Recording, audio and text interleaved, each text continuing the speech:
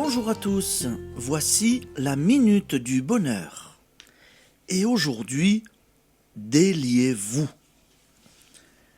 Il est des choses que nous souhaitons de toutes nos forces. Un sort taquin semble s'amuser à les éloigner de nous.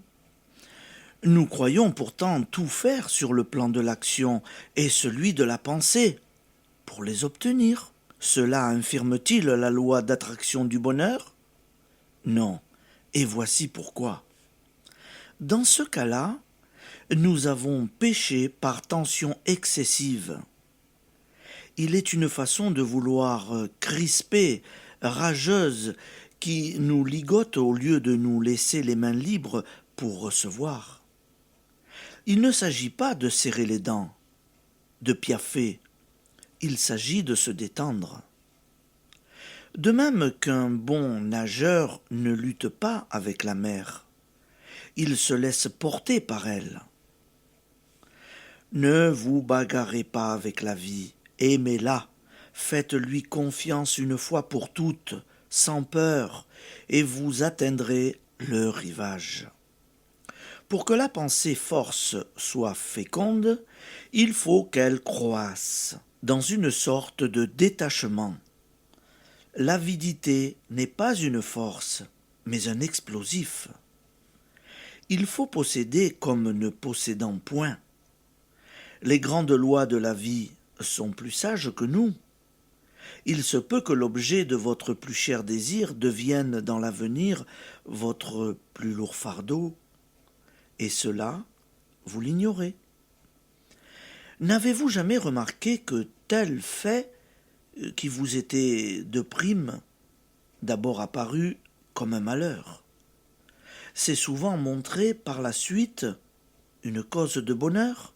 C'est pourquoi nous devons hausser nos désirs jusqu'au point où ils nous dépassent, là où ils s'intègrent à l'ordre parfait qui régit toute chose, y compris le nombre des cheveux sur notre tête. L'esprit en nous, c'est ce qui nous est nécessaire. Remettez-vous en lui, dans un abandon plein d'espoir. Il y a loin de cette attitude à la fixation têtue sur tel désir ou la réalisation d'un tel projet. Déliez-vous, déliez votre entourage, en laissant les vôtres libres d'accomplir leur rayonnante destinée, dont les détails vous échappent. On a vu des agonisants retrouver la santé après avoir été abandonnés par les médecins. La raison? Le renoncement de leurs proches les avait déliés de leurs craintes comme de la recherche de leur propre satisfaction, laissés libres de revenir à la vie.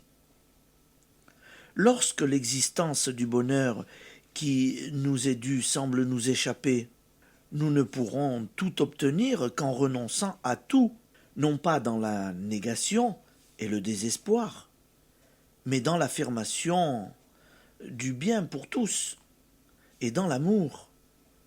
Heureux ceux qui savent dire du fond du cœur que votre volonté soit faite.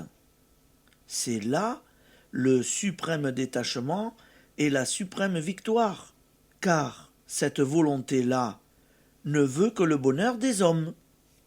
Application.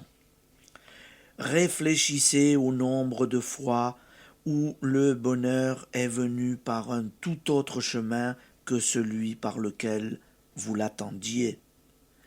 Déliez-vous du désir égoïste, de l'entêtement, et faites confiance.